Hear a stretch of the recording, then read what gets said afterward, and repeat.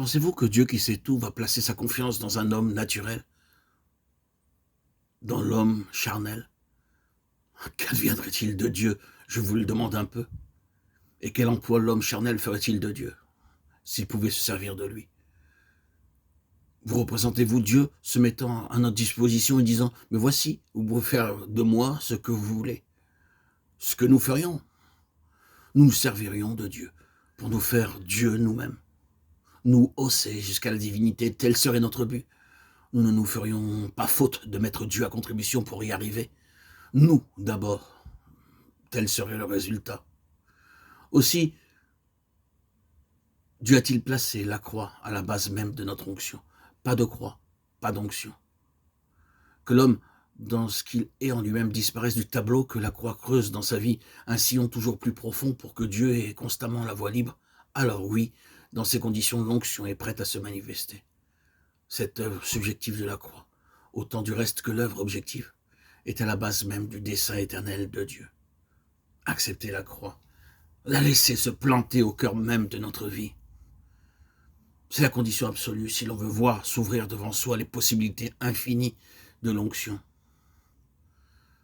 Donc par l'onction qu'il accorde, Dieu s'expose, se compromet, se livre entre nos mains. Oh, ce n'est pas peu de choses, bien-aimés, quand Dieu donne à un homme une telle preuve de confiance. Que ne peut-il pas faire quand l'on vient là? Eh bien, c'est cela l'onction. On conçoit donc qu'elle confère une dignité toute spéciale à celui qui la reçoit.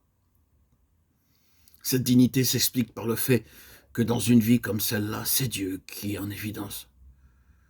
Mais il est clair qu'une telle dignité, qui porte en elle quelque chose de Dieu, ne saurait mettre son empreinte sur une existence qui a sa dignité propre, son honneur propre à prendre en considération.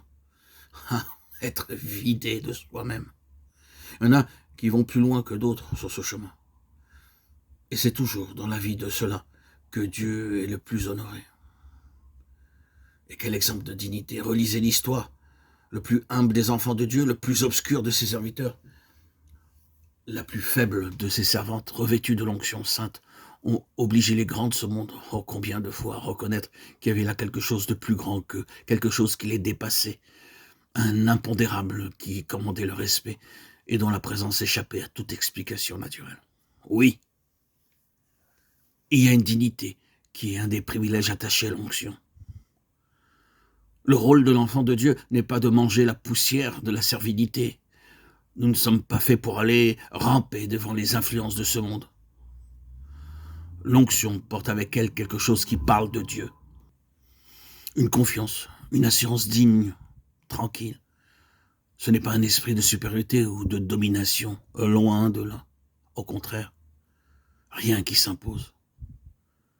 Celle de la dignité, tout court.